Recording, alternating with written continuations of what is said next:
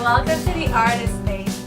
Today on our show we have an artist who sings her way through life as a touring singer and songwriter or fronting her Montreal based band Melissa's Mystery Train. High energy, foot stomping, alternative country and good times guaranteed.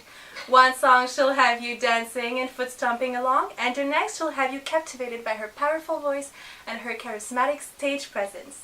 I'm Emily, I'm your host, and the Artist Space is very proud to welcome today, for the very first time on our show, Melissa Plett.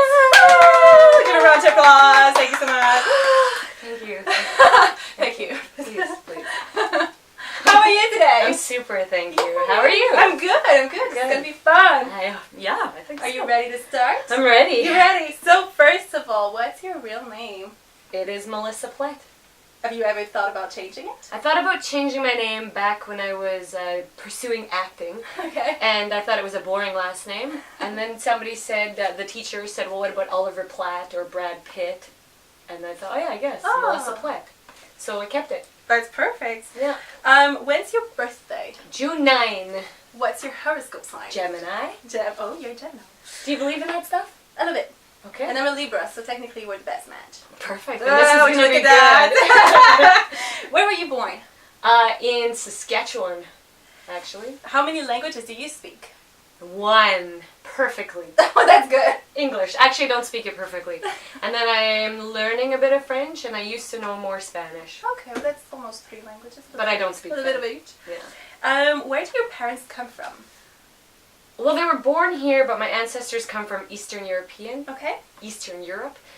Used to be an area called Prussia, which doesn't exist anymore. So it's like Low German, Russian mix. And apparently, somewhere along the way, a little gypsy blood got mixed in there. Oh. So I found that out, and that helped explain why I love sleeping in my car. It's a good excuse. Yeah. So are your parents still together? They were. My mother passed away 2 years ago this fall. Okay. But they were happily married. Oh, that's nice. Yeah, they were the true love story, I think. Fell in love. My dad's was in love with my mom since they were 16.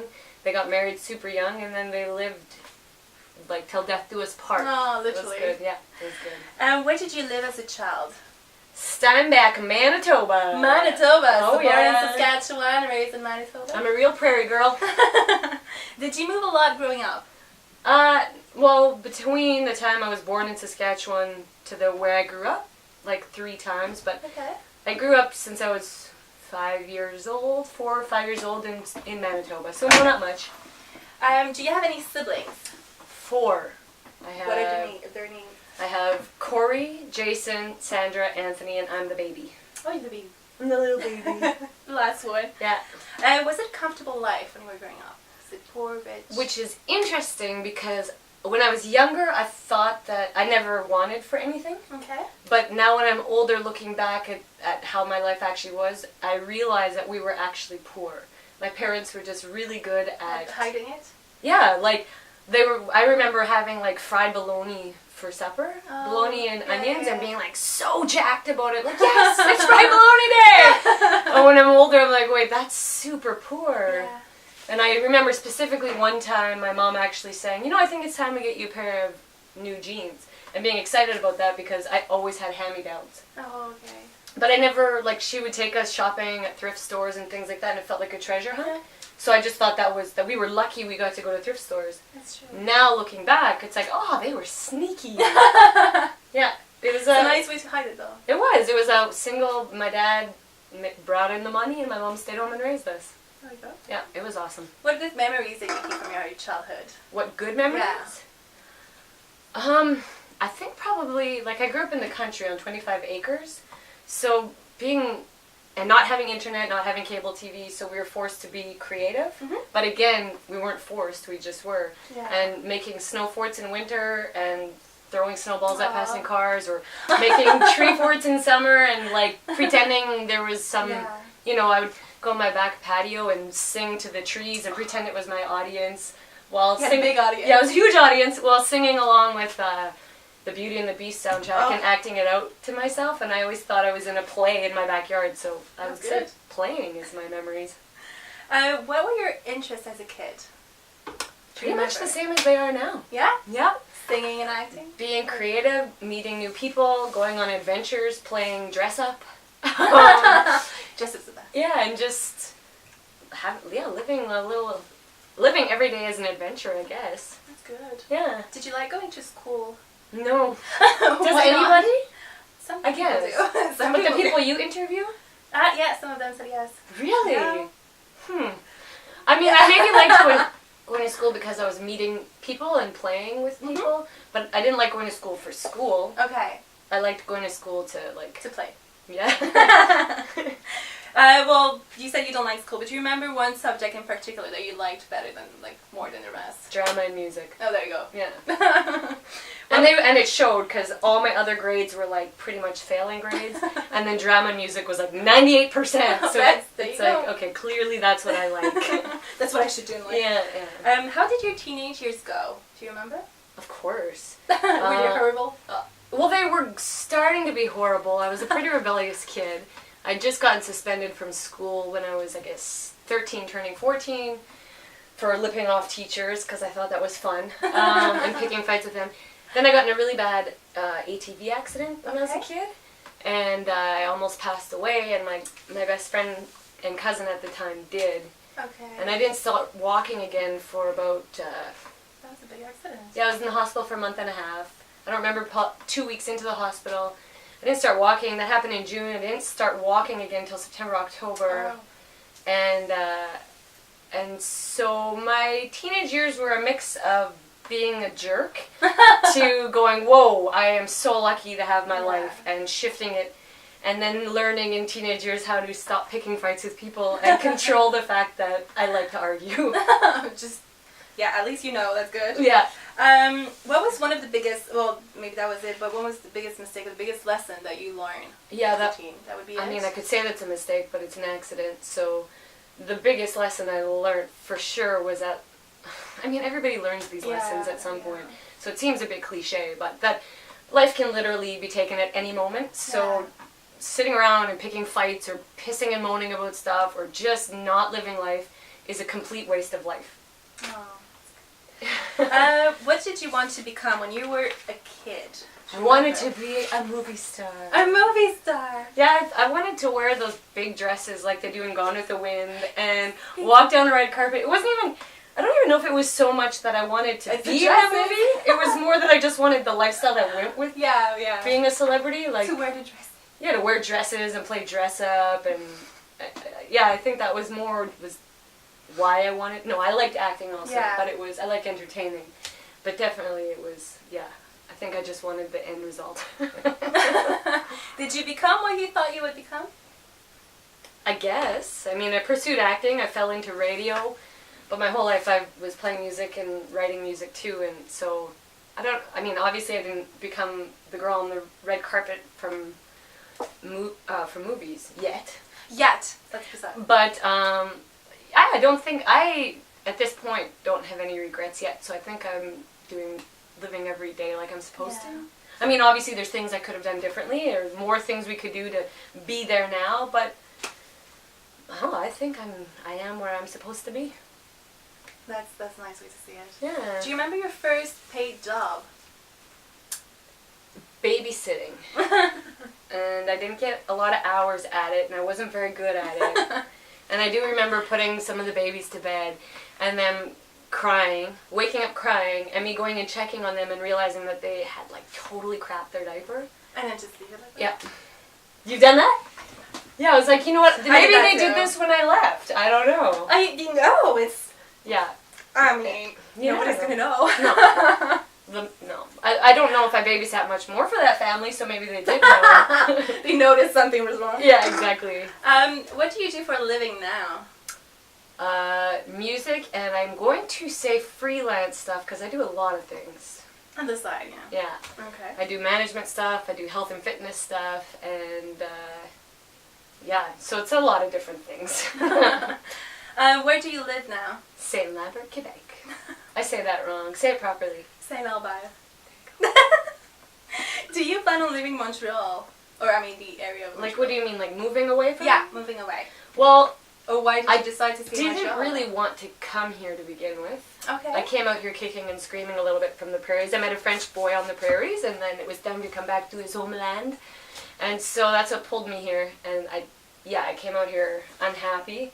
But now, actually, just this weekend, every year I stay, I fall more and more in love with Quebec. And I've lived, like, in Vancouver, the prairies, out here. And I was just saying this weekend, like, I think Quebec actually has a little bit of everything that Canada has to offer And one here. place, It's, I don't think I agree with I want to leave. I mean, the mountains aren't as epic or whatever, but we still have mountains. We do. And it's still, it's a beautiful place. It's beautiful, yeah. Would you ever want to, I mean, if you have to travel for work, would you? Oh, I'll travel. I'll leave constantly. Being a musician, we do, right? Yeah, but it's nice to come back here. And here is home now. Yeah, now it's home. I mean, good. Second home. Sorry, Dad. Second. Yeah. What do you believe in? I mean, in terms of maybe religion or destiny, fate, karma, I believe in angels, God. crystals? I believe in Jesus Christ. I believe that he was an amazing man and did amazing things, and I think people are getting off track with their beliefs, and I believe that the seed of almost every religion comes from the same thing, and the basis of that is love, and if people would just do that more, then it would be a better place. People are getting way off track. Yeah. And that's because, it used to, like, the Christian movement used to be an underground thing, and then it became more vocal and popular, and then through that they start getting more power, and like anything, as soon as it has too much power it goes bad. Yeah. It goes bad. Yeah. It's true, you're so right. I know. I'm just kidding. I know, I'm good. How big of a place do the arts occupy in your life? 90%, Okay. I guess. If I'm not doing something artistic, I'm thinking about something artistic. So you always... I'm an ideas girl. I have a million ideas all the time, Oh, yeah. And it's like, oh, Yeah. this could work with that, and that could, but it's getting focused and staying on track that gets hard. Yeah, it's true, you're right. How do you feel about being an artist? First of all, do you consider yourself an artist? I consider myself an entertainer. Okay. No. I guess, yeah, I'm an artist. I'm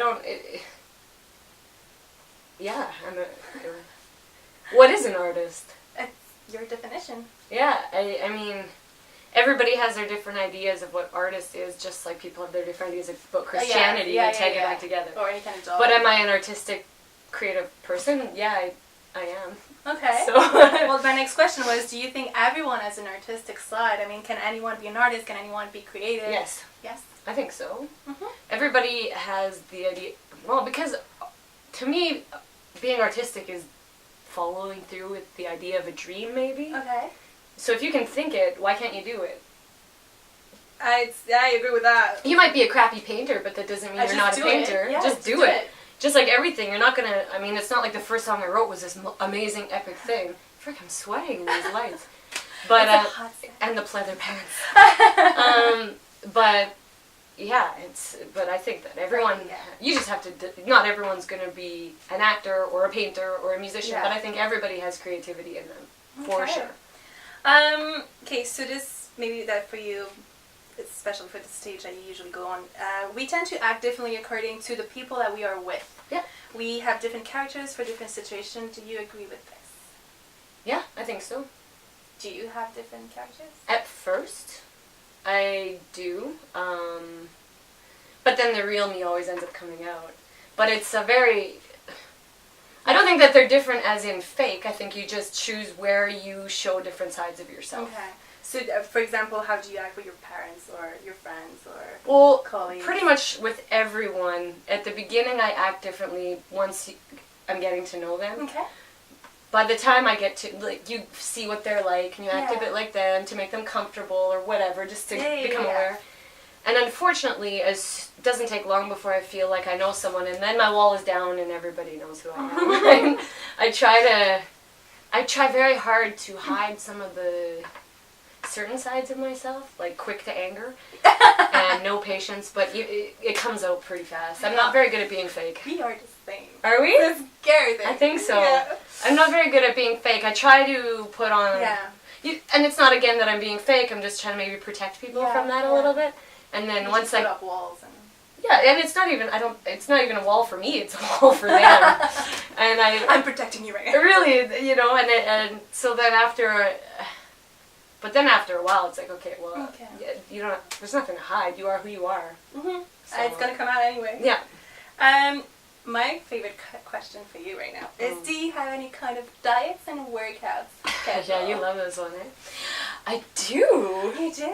Have you ever heard of the company called Beachbody? Yes, Beachbody. Hashtag. Yeah, I started doing that. I stopped playing music when my mom got sick. I focused on helping her. We'll try and get her to fight cancer. She passed away. I stopped playing music. It wasn't like I was being, okay, now I'm not a musician anymore. It's just done. Break, yeah. No, I just thought I was done. Oh, okay. My mother was the first person that told me to just wail and sing on the top of my lungs. And okay. so there was something unintentionally just died when she died. Okay. And so then, and then you start drinking more and blah, blah, blah. Again, not intentionally, but it's just, you're trying to forget, and unfortunately, alcohol helps you kind of forget. And so then I started drinking, and then I played my first show after a couple of years with Melissa's Mystery Train, and people took pictures at it, and I was like, holy smokes.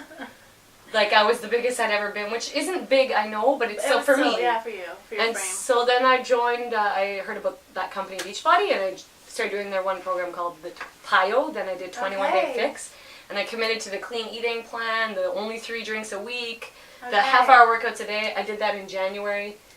I've been doing it every day since, so that's January like 8 months. This year. Mm-hmm. Okay. So I've been following the clean eating plan and working out a half-hour a day for 8 months, and it's amazing how easy it is, but how hard it is. And you became a coach. And so now I'm a coach. Yeah. One of the other things I do. Yeah.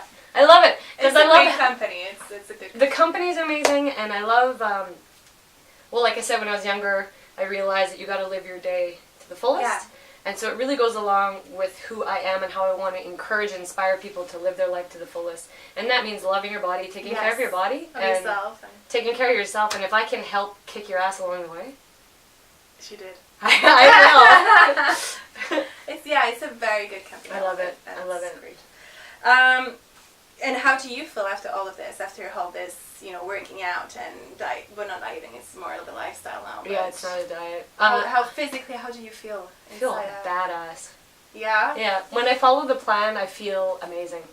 I feel invincible. My clothes fit. Like when I bought these for example, I had to wear a vest over top because I had a muffin top going all the way around. But my legs look good and my top looked good, but this didn't. Okay. So I wore a vest to hide that. And now the fact that I can wear them and they're like, I know this is so cheesy, but sticky. And they're like, there's no... You have space. I got space now. You have space. And so it makes you feel badass when something used to be like, somebody help me zip up. To you being able to go, zip! Oh, I might have to get a new pair. Feels great. I need a little Kleenex here. Yeah, hold on. I'm a Kleenex. Right there. There you go. Just for my sweat, the pleather. It's okay. It's a hot set. That's what it is. Who's your biggest inspiration? Johnny Cash. Why? Because he's freaking awesome. My dad's a truck driver, so I used to go on the truck with him when I was a kid, and he listened to old country, whiny country, and he used to hate it, because I used to say people that played country music were people that wanted to be musicians but didn't know how to sing. That's a nice definition. Well, he had some of that really twangy stuff. I didn't like it, but the stories in that twang are so good. And for some reason, out of all the artists, I connected with Johnny Cash since I was 10 years old. Okay. And reading his autobiographies and following along. I remember one time telling a friend of mine a story. Oh, my friend was telling me this. And I was explaining it, and I'm like, who was that person telling me that story? And then all of a sudden, I'm like, oh, it was Johnny Cash in an autobiography I read. Like, he was just so good at being personable, and you could connect with him when you didn't even know him. Did you see the movie, Johnny Cash? Yeah, I didn't want to. I was scared. Did you like it? Walk the Line. Walk the Line.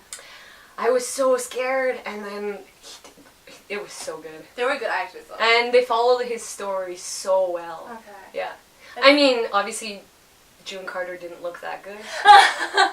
But... They chose someone really pretty. Yeah. Any other inspirations? Maybe of, like, someone who has the same kind of lifestyle like you do. I don't... I can't pinpoint one person that's my inspiration. I get inspired by everything I see and everyone and everything I do. I don't know, I think that I love sitting, it sounds creepy, I love sitting and watching people and observing actions. Yeah. And I love reading different snippets here and there, and I pull inspiration from almost everything. Okay. Yeah, like I was watching my trailer the other day. I was gonna sell it. Yes. And I started thinking about the memories as to where that trailer had all traveled, and I got inspiration from my trailer. Like. Okay. I get so I don't.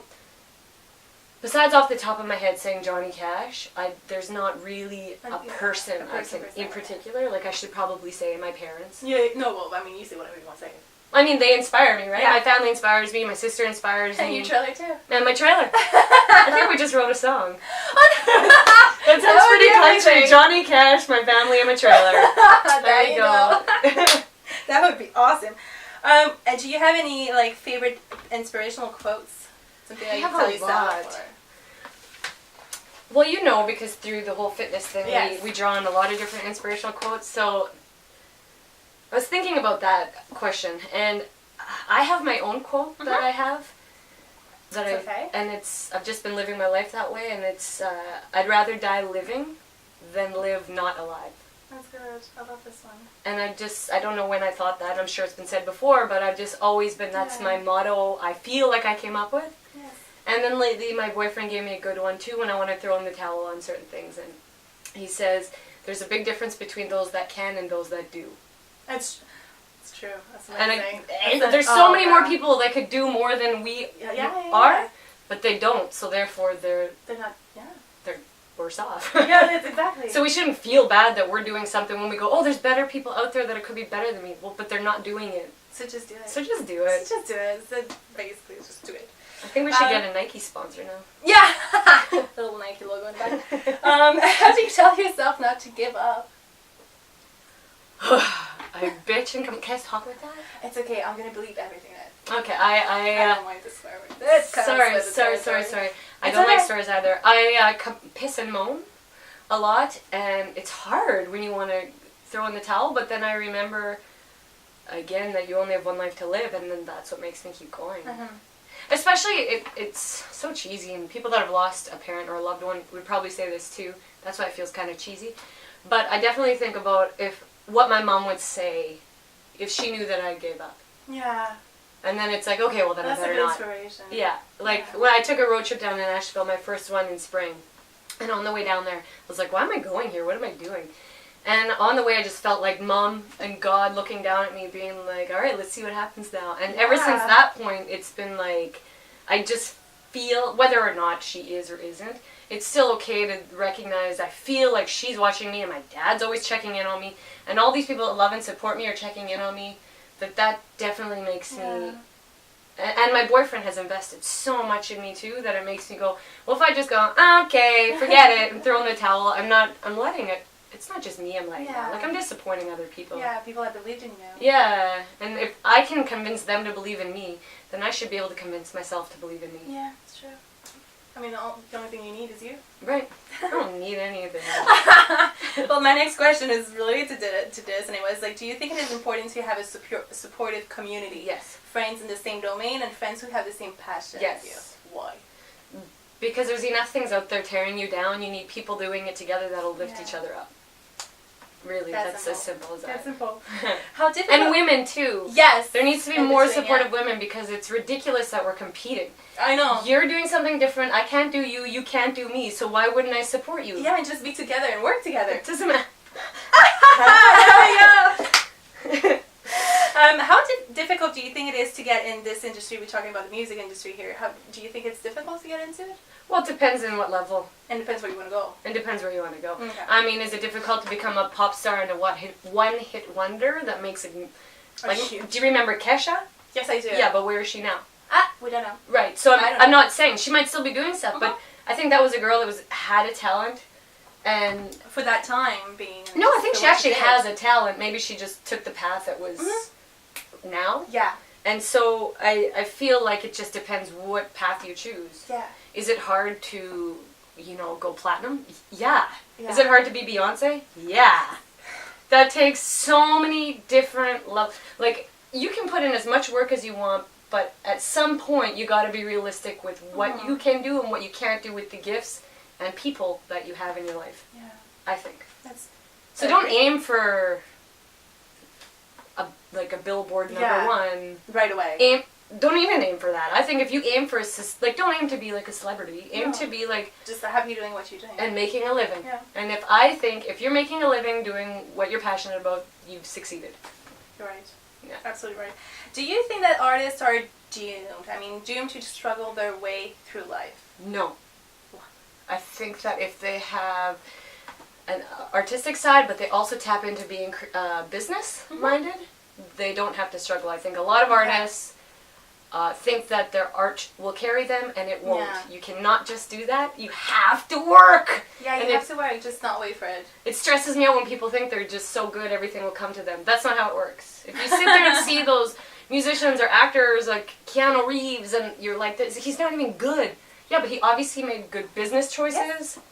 That's what got him there. So if you're a really talented artist, then put a little extra work into it. Right. That's what I think. I think that people choose to struggle. And that makes sense. And do you think that artists are crazier than the rest of the people? I mean, that are more messed up? I think they're more tapped into their crazy. Get access to it. Yeah, I think this goes along with me was saying earlier about the creative. Yeah. Craziness and some people choose to keep their creativity and their crazy locked down so they can work a 9 to 5. Okay. And provide for their family, and that's awesome. Some of us choose to open that a little bit and see what happens. And see what happens. I don't think that we're more crazy. I think we're just maybe more aware of it. Yeah. There's a fine line between the two, though. Oh, yes, there is. Should artists go to therapy?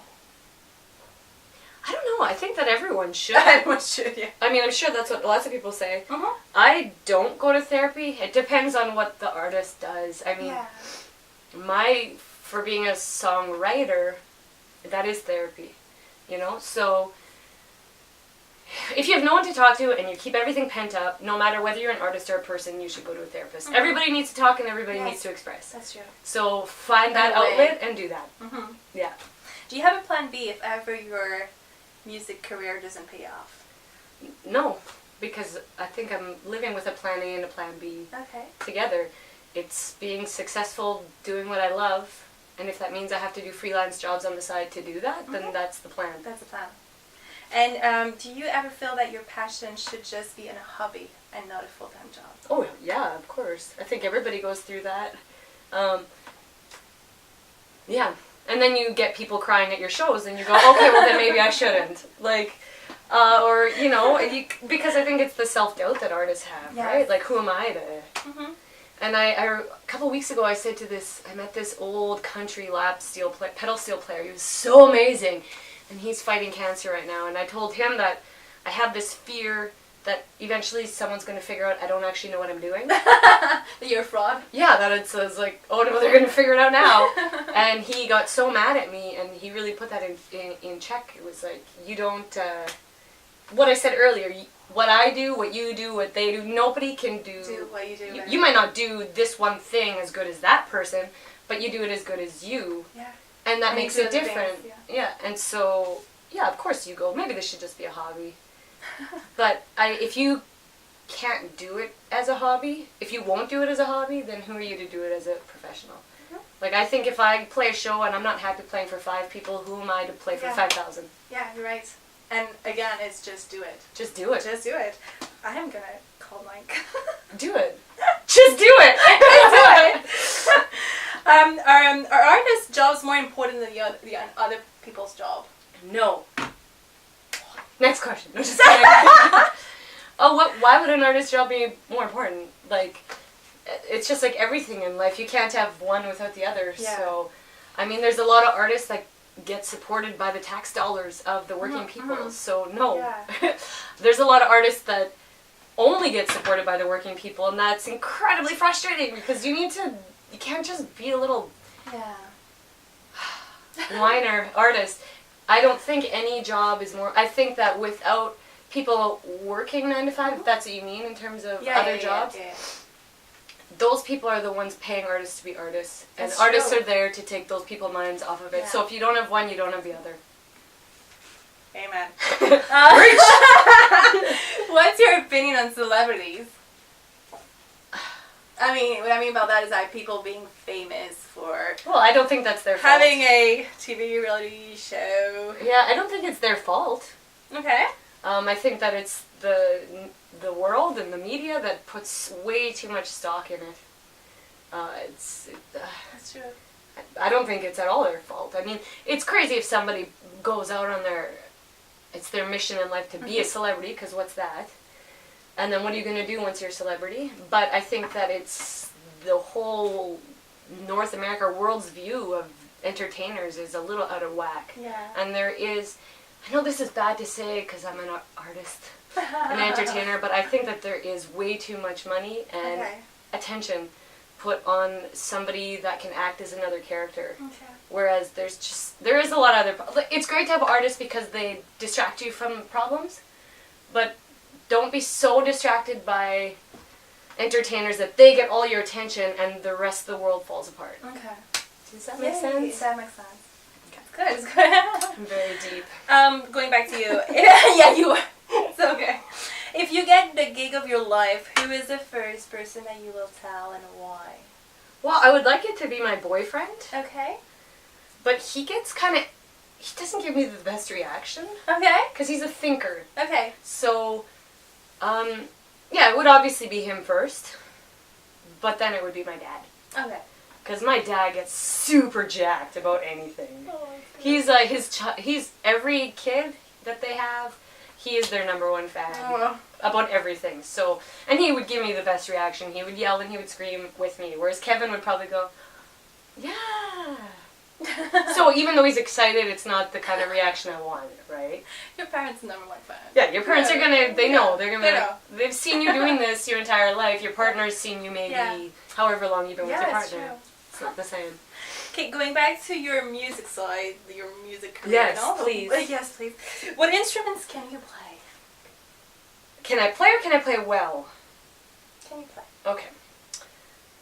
Piano, guitar, trumpet, harmonica, mandolin. I can play Mary Had a Little Lamb on a violin. Okay. I think I could play violin. Okay. Did I say trumpet? Yeah. Yeah.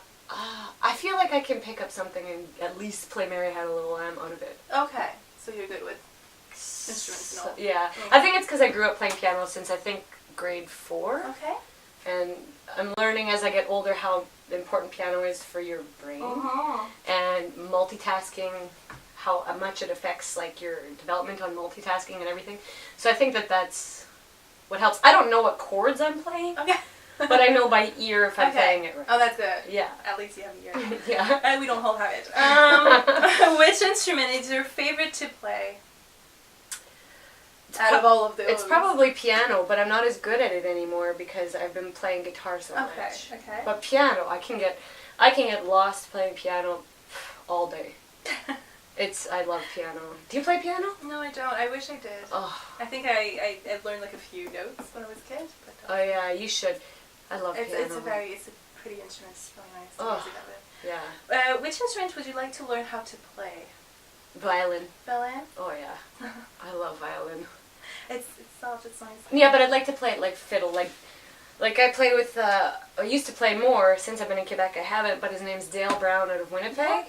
Still to this day one of the best fiddle players I've ever played with. He just rips on it. I would like to play like that. Okay. Because if he's not around, I need somebody to do it, and it just looks so badass when he just cuts into it. It's, I can't get over it, yeah.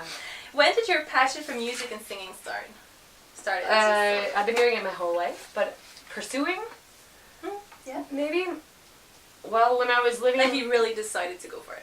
2005. Okay. That's 10 years ago. I know, I should be better. But it's because I have so many ideas distracting me. No. Is this when you realized that you wanted to be a singer and a musician? Yeah, there's a festival in Winnipeg called the Untitled Festival. And they had they still do have a young performers workshop. Okay. And the way it works is you applied to get into it. If you got into it, you got a day of workshop with these like musicians established musicians. Then you got to play at the festival. Okay. But the part for the Mennonite in me was that you get the festival at like crazy discount. Okay. So I applied for that just because I was hoping to get in so I could get a discount on the festival pass. But then I got in and I was like, what? And then I did the workshop, and then it was that summer when people started telling me that I was actually good. And I was like, I just did this for the discount. And so that is when I started going, oh, well, maybe, okay. And then that started, I recorded a little EP back then, and it's funny when I listen to that EP now, you can hear I was still scared to sing in front of people. Because you grow up acting, I'll do anything in front of people, anything. But anytime my character had a song to sing, like I was Yenta the Matchmaker in Fiddler on the Roof, I put on a character voice. Yes. So I always hid my voice because I was scared if people don't like your singing voice, then that means they don't like you. Yeah. So yeah, in 2005 I started getting this feedback that I was actually good. Good? Yeah. What's your parents' opinion about you being a singer and a musician? I mean, and do you care? I love it! And do you care about their opinions? Of course I care. But that if they said they didn't like it, I'd still do it. Yeah, no, they love it. They love it? My dad brags a bunch. My mom came on tour with me a couple years ago. Okay. And I was like driving in my car. I said it's a Melissa Plett tour, Mom. Like I'm sleeping in my car in a hatchback, and she was 65 and said, I don't care, I'm coming with. Oh. And so we shot a little video. It's called It's online. Okay. And it's pretty much us just filming little blips from that whole road trip. Which It's at the nice, time right? was a little fun music video, and now it's like an amazing memory. It's amazing. Yeah, it's amazing. You have just some taste. Good. Yeah. What about your friends? What do you think about your career and I being a think they singer? like it. You like it? I believe so. They're being supportive? Oh, I'm actually... yeah, no. You know what they do? Especially in Montreal, because I'm not from here, the shows that I do play, it is my friends that come out. Okay. And, like, you know, it's friends that start coming to your play, and yeah. And so being in Montreal, I think that when I came out here, because I wasn't really being a musician, Okay. at the time when I got here, it was on the back burner and the whole thing with my mom, I feel like once I started playing music, that's finally when the people I know in Montreal started to go, oh, this is Melissa. Okay. I feel like the years before that, they didn't really know. And so now they are so supportive. Oh, that's good. I love them. My Montreal family. And how do people usually react when you tell them, I'm a singer, I'm a musician? I don't. You don't have that? Well, it depends how. Like when I went to Nashville, it's Well, so if they awkward. go see you, like, let's say, I don't know, a stranger and go see you and say, hi, what do you do? And then do you tell them that you're a singer?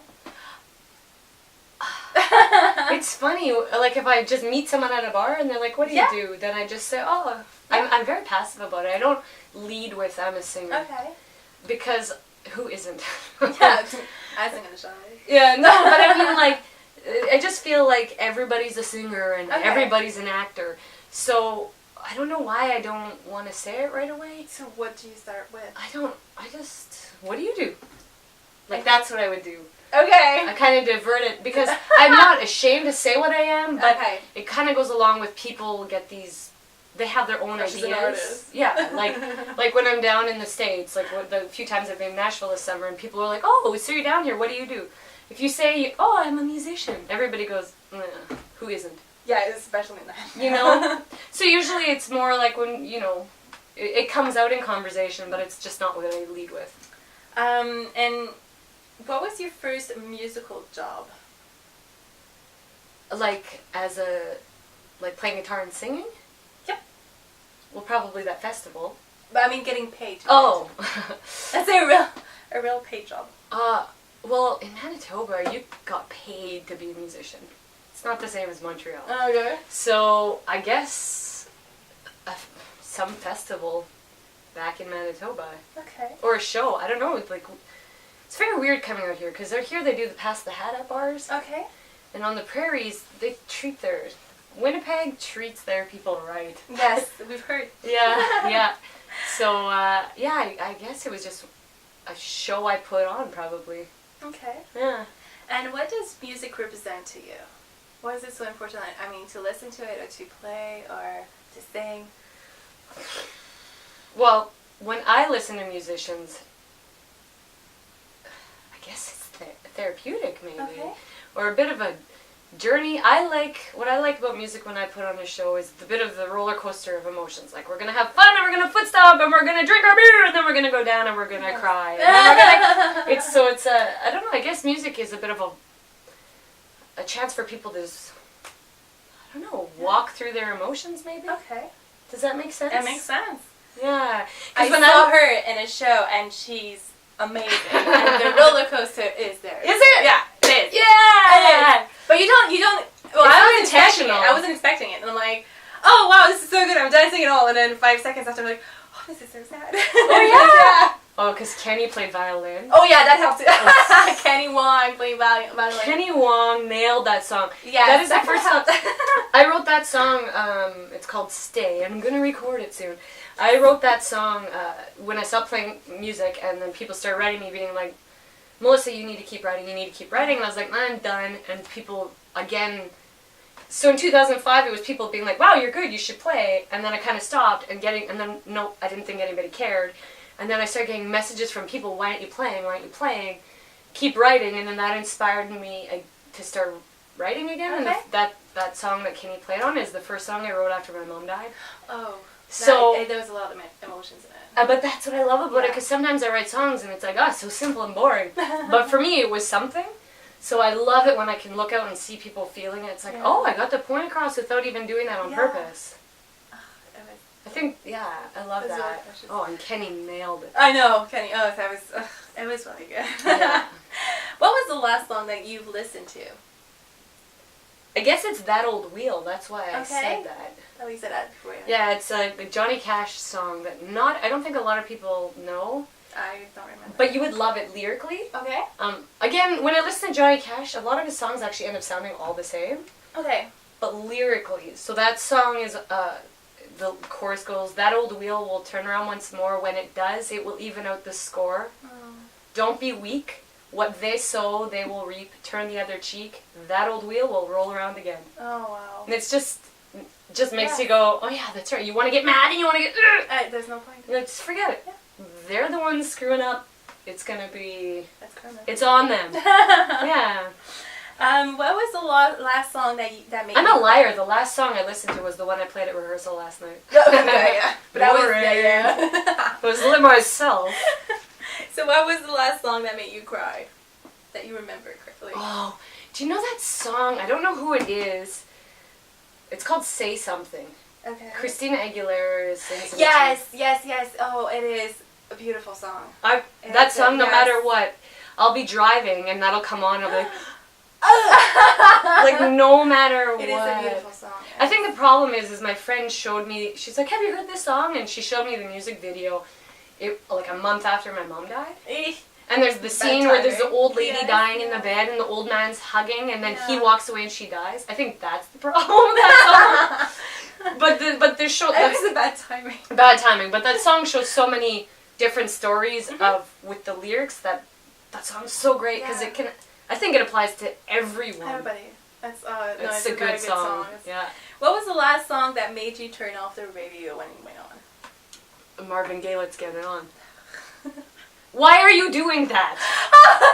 I don't understand. I have nothing to say, so I'm going to just sing about a song that was good and recycle it, and then it's just so bad because literally if Saturday Night Live had made that song as a sketch first, it would be a joke. How are these people singing so passionately to each other? "Let's Marvin Gaye and get it on." What are you talking about? I hate it. Do you know the song I'm talking about? I hate it so much. I hate it. That's what's wrong with music today. It is. What kind of feelings do you get when you listen to a song that impacts you, and it's any kind of impact, like it touches you, or actually you hate it, or... I get super jacked. Okay. Yeah. If it's good, I get inspired to write something good. If it's bad, I get inspired to write something better. Yeah, when a song impacts me, I usually get super creative. Okay. Often I end up pulling over, like if I'm driving and I hear something that inspires me, I get pulled over on the side of the road and I just start writing. That's good. Yeah. Rumor has it that singers always need to look good on fit. Probably. Do you agree on that? Again, it depends on what your goal is, Okay. I think. But for you, is it important for you to look good and fit, or actually to feel good? Well, it's important to feel good because I jump around a lot. Okay. And so I get really sweaty just sitting under lights. Imagine get sweaty playing guitar, singing, and dancing. Yeah. So that's why it's important for me. No, I get it. It's important. Everybody likes to look at something good. It's true. It's true. It's beauty. Yeah. So, like, if you can do something good and you also look good, whether I agree with that or not, that's just how it is. That's true. So. And we talked about it a little bit before, but we talked about diets and lifestyle and workout. Do you right now, like as of this day, do you have a workout schedule? Yeah. It's the 21-day fix. 21-day fix again. Yeah. Well, it's not. I'm not doing the 21-day fix the same way, but I'm following the portion control. From Beachbody. Yeah, Beachbody. Beachbody. I'm following the clean eating plan because I don't like eating meat off of a bone. I have a super overactive imagination. I'm not a vegetarian. I just get grossed out really easily. So I didn't eat meat. I didn't eat eggs. But then I started doing that program, and I started realizing how important protein really is. Okay. And now I just freaking love eggs, which is creepy. Don't talk about what they are because it's gross. Do you know what it is? Yes. What? It's I told you, didn't I tell you? Yeah, you did. It's a chicken's period, I and know. that's disgusting. The way that you say it, but it is. It's an unfertilized egg, and so when you think about that, it's disgusting. I don't eat eggs. No, it's really gross. But yeah. I hope I didn't do that to you. No. I was a long time ago. So it's pretty gross. Yeah. But when I started eating these eggs, it's amazing how much energy I got. And I'm like, okay, well, you know what? It is. And working out a half-hour a day, it takes me more time to convince myself not to do it than to just shut up and do it. I know. And when people tell me, now being a coach, when people are like, I don't have time to eat well, I don't have time to work out, I'm starting to take that as a personal insult. Because it's like, oh, so I have nothing to do but work out and eat clean, you know? And do you work out every single day? Yes. Okay, maybe I won't on Sunday, let's say, but then I'll do 2 on Monday. Oh, okay. So I always balance it out. Okay. I have for 8 months at least. Okay. But that's a long time. That's a very long time. I hate working out. Good. Or used to hate it. Yeah. Now I love the way it makes me feel, and it's like a drop. Yeah, you feel super jacked. And even on the way down here, I was having my shake. Shakeology. And I didn't have time to eat properly, and I was thinking about how people say, oh, you know, with my lifestyle, I can't eat properly. Okay, with my lifestyle, I get in my car and I drive 15 hours to go play a show, and I can eat right and work out. It's just a tiny bit of... It's just an effort. Planning. Yeah. So I didn't eat properly today, so I made my Shakeology with all your nutrients and vitamins. I broke 2 raw eggs in there. I drink raw eggs now. Okay. And my banana, and I get, that's like such a meal in that it's like you can eat properly, whether it's a shake or pre-planning, whatever. That's true. Saying you can't eat properly is you being lazy. Nobody got 25 hours, no one got 27 hours in their day, no one got 23, we all have the same amount of time. 24! But that's one of my favorite quotes. Beyonce has 24 hours just like you do. And look what she does. It's hilarious. Yeah. Talking about Shakeology, it's like... Side note. Don't drink beer. No, but okay, apart from that. What's your favorite one? Chocolate. And I try to love. Because you can make cookies with it. You can. Yes, pancakes. You can make pancakes. You can make brownies. You can make popsicles. You can make everything with it. Yeah. So in summer when I was craving chocolate, ice cream, let's say, because I'm not a chocolate person, I'm a salt person, then I just made popsicles, and you're licking vegetables. It's true, essentially. but it doesn't tast like that. No, it tastes like delicious chocolate. And I hate it when people are like, maybe you get this too, when people are like, oh, well, I don't need a diet drink. It's not a diet drink. It's not a diet drink. I don't have to lose weight anymore, and I'm still drinking it. But it's really good. It is really good. It's really good. It's not a diet drink. It makes your day better. It does. Okay. Hashtag Beachbody, pay for Shakeology. Oh my god. Every sponsor. Okay, so going back to your... Oh yeah, music. To music. Right. What's your opinion about hypersexualization? Hypersexualization. You maybe do 20 A lot of sex in the music videos. Well, I mean, it's pop music videos, right? Yes. I don't do pop. Okay, what do you think when you see one come on TV? Like, I get it. Again, it goes kind of along with the celebrity thing. Okay. Do I like it? Do I think it's great? No. Do I wish we were back in the days of when I Want to Hold Your Hand was risque? Yes. Of course, that's adorable. Yes. What's that? What was that? That you mean babies ain't nothing but mammals? Do it like they do on the Discovery Channel. I know. The first time I heard that song, I thought it was a joke, but then it sold so much. I know. But I wasn't worth it. It had to have been a bit of a joke, though, too. It wasn't serious, but people liked it. Anyway, yeah. So And I think it's days stupid. where it was "Stand by Me," the song that was Oh, playing so on. cute. I feel like hypersexualization Can't say the word. is distracting from what music is. Now Yes. those videos are just selling sex. Yes. And they're not actually selling Music. So I get that. There's obviously a market for that or it wouldn't be happening. Of course. And would you feel comfortable to dress, another word I can't say, Provocative? but provocatively for a music video? I'll go to a certain length, but Okay. that depends what you mean. Like what's provocative to one I person, know, let's you know? say Like bra and underwear. No. Okay. No. I don't need to do that. You don't need to do that. But will I wear, like some people think fitted clothes is provocative, right? Yes. You know? So, But I mean, be really tasteful too. exactly. Tasteful, I would do, like sexy. I like sexy, I don't like slutty. And I think there's a difference. There is a difference. Yeah. Do you think there's a difference between the way male singers promote themselves compared to how female singers do? Yes. And the way that they use females in their videos? Yes. Because the problem is that males get a female fan base, and the female fan base is often young 13-year-old girls, and that's a huge market where they're just getting in touch with their sexuality and all that stuff. So that's a whole other thing, and that's why I feel like maybe a lot of women in today's day and age have to be slutty, because little boys might like them, but they're not going to go to their concerts and scream about it. So it's hard. Just like in comedy, men are always known to be funnier than women for some reason, but it's because of the way the world views them, and so unfortunately, women have to sell themselves. Don't have to. They choose to sell themselves differently.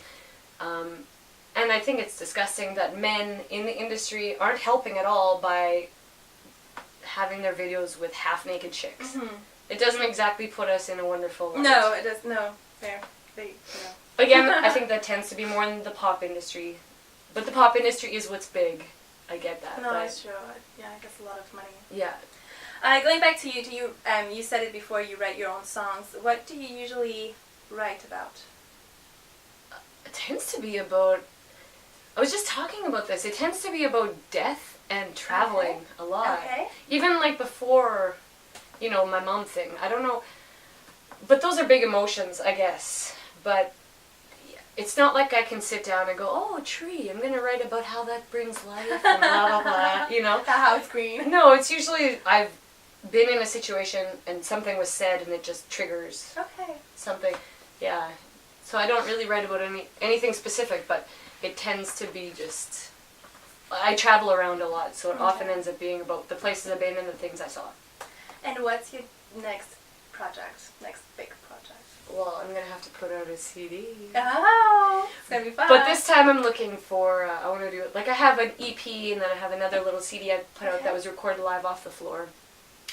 This next one I want it to be done right. I want it to be with a producer that has seen me sing and can capture the live show and the essence of that and put it on a CD, which often can tend to be a hard thing.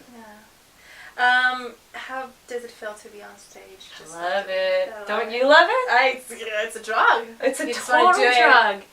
Forever. Forever.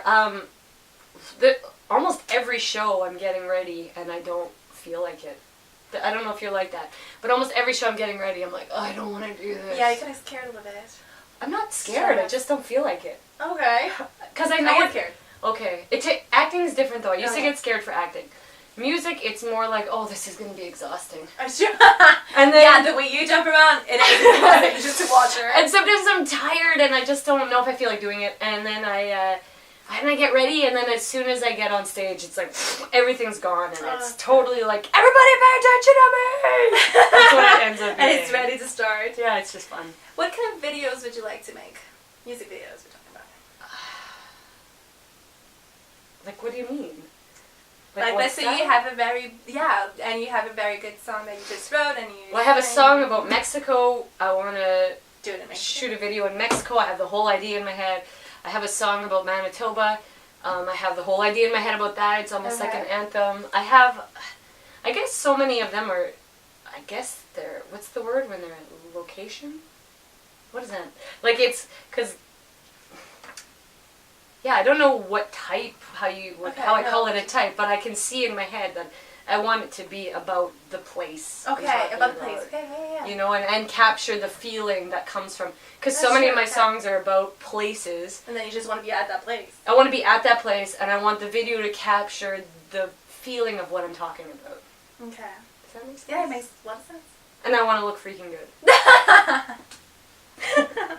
According to you, what's the difference between acting for a screen, acting for theater, acting for musical comedy, singing, playing music, being on the stage, blah, blah, blah, and yeah. What's the difference between what? All that? Yeah. Like what do they all bring to you, or like what do you think about it? Like what's the difference? Why did you choose one more than the other, or what do they represent to you? I don't know why I chose one more than the other. I do know that it's easier to make a living as a musician than it is as an actor. Okay. Because I can just take my guitar and go put on a show. Yes. And it doesn't have to be a huge production with so many layers and people and costs involved. It just takes you and the guitar. And really, it's, like I'm headed down south and it's just me and my guitar. And I'm hoping to make money. But I will make money. It's easier to make money because there's lower costs. It's true. Costs less money. Yeah, so, but that's not why I chose it. It's just, like, I would love to do acting stuff again. Okay. But I do feel like it's probably easier for a musician to make money than an actor. Okay. Does that make sense? Yeah. Do you agree? Yes. Depends how much you want it, I guess. Well, exactly. Actors could just put up a play and then go somewhere and do it. But you could do a one-man show. I'm saying But I suppose do it in the metro. Well, exactly. Busk. Yeah. Yeah. Yeah, that's what musicians do. And some musicians when you really want it, maybe you can just do anything. Yeah, and some musicians just do it, Nick. And some musicians, though, like in summer in Old Montreal, they make hundreds of dollars just standing there busking. Yeah. And I just don't know if an actor standing there doing monologues for 4 hours would make the same money. No, you're right. That's, I guess, a difference. Yeah. Is there's less people needed as a musician. Yeah. I hope that doesn't come across sounding negative. No, it's not. Yeah. No, I get what you mean. Yeah, but that's again not why I chose it. It chose me. No, I'm just kidding. I'm just kidding. It's nice way. Chose you. Okay, this review just came out from Howard Mention. Yeah, it's an old review. Of 92 City FM. Melissa Plett is a breath of fresh air, a real talent. She plays with such energy and passion, it reminds me of how music used to be. But full of legitimate passion, she clearly knows what she's doing and it's hard not to join in with her. Her music reaches in and touches your soul while her voice sends shivers all the way down your spine. With the right people backing her, this girl is set up to do amazing things. This is an amazing review. So good. How does it make you feel? It's so good. People of Winnipeg know this guy. He knows music. So for him to say something like that about you, it doesn't help, but you can't help but go like, yeah, I got this, you know? But then you go, okay, but then what? Where do I find these people that are supposed to back me? With the right people. The right people. Where do I find the right people? But it's, like, that's almost too nice. Oh, you know, makes you go, well, are you sure about that? Howard, are you sure? You're not mistaking people. Yeah. What is your or are your biggest achievement so far? I guess recording, making my own tours, going on tour, and then getting the visa that I just got recently to go to the States, which I thought would be harder, and it is hard. A lot of musicians try and get a working visa for the States, but to be able to cross the border legally and then say, what are you doing? And you say, I'm going to play music. They're like, how long are you going for? I don't know. And they just let you go. That to me is like a whole other world. So yeah, I got some help with that one. I got this wonderful man that signed me to play at his venue in the States, John Tweeton. I hope I said his name right. And he signed me to come play at his venue. And whatever. Anyway, it's amazing. I get to go play in the States at least for the year. At least for the year. And then we'll see what happens. But a year's enough time. I got this. Yeah. You got enough shit. I'll be there next year and the year after. Just do it. Just do it. I got this. All I needed was that year, and we're gonna be golden. And the rest is history. Yeah. Maybe he's the right people backing. Oh, maybe. Yeah. You never know. You never know. Where do you see yourself in 20 years? 20? Yeah. Holy smokes, I don't even know where I see myself next year. Tomorrow. He's like, 20 years? I guess, well, doing much of the same. No, I see myself doing much of the same, but being like a little bit more financially stable. okay, yeah. Making the money, Doing what you love. making enough money to provide the life I like Okay. while doing this. The thing that you love. Yeah. What is your biggest dream? Number one dream. Inspiring people to live awesome lives. I just want to be a vessel, so It's true, it's nice. I want to do music. When I say this, doing this and making money, I feel like music is the part of the outlet. Okay. But really, I just want to inspire people to lead the life that they should live the life that they should live. It's so bad and uninspiring when I say it like that. But yeah, that's my biggest goal, is to die knowing that I've inspired others to pursue things. Okay, and any other dreams aside from that? Get married? Okay. I don't know. Is this coming soon? No. I'm sure it's not. Eventually get married. No, yeah, I'm just kidding. I have a wonderful partner. A guy. That sounded. But, yeah, no, I just want to keep living this life. Okay. Is that weird? I don't know. No, I think I love you love your life. My saying I've been saying lately is I'm really killing it at life. So I just want to keep doing that. Yeah, and of course my life is full of horrible things. And like everybody else? Like I couldn't sleep last night because I was thinking about, oh my goodness, I haven't paid my taxes in 3 years and I can't afford to pay them, and what am I going to do when I file them? And like we all have those things. But at the end of the day, I mean, you're just going to die anyway, so go to bed and wake up and be awesome again. Again. Just do it all over again. What can I wish you for the rest of your journey? I don't know. What can you? You tell me what you can wish me. I wish you to be that sparkling. As my shirt? No, your personality, as who you are. Oh, Forever. It's like, you're such an inspiration. Come on, that's all I want to be. I just said that. There you go. So I wish you to be just that. Oh, that's so sweet. Then that's what I want. That's all I'll do. This is it. We're done. Yay! Thank you again for coming. Good. Yeah, I'll sign off. Thank you so much. Thanks for having me. That was fun. Did I talk too much? We'll see. We'll check. It doesn't really matter. I'm not cutting anything. Okay. I was perfect. I was so interesting. I really love it. Yay! Thanks for having me. So this is it, folks. Thank you so much for watching again. And as usual, as always, don't forget to comment, like, and share our videos. Help us support local Montreal talents here. And just, we hope that you enjoyed it. We hope that you find it interesting. Please stay tuned for other local Montreal talents to come sit on my stool and drinking beer, sharing their life, their love, and their passion. And just bear with us for another great talent coming up next week. See you all very soon. Bye!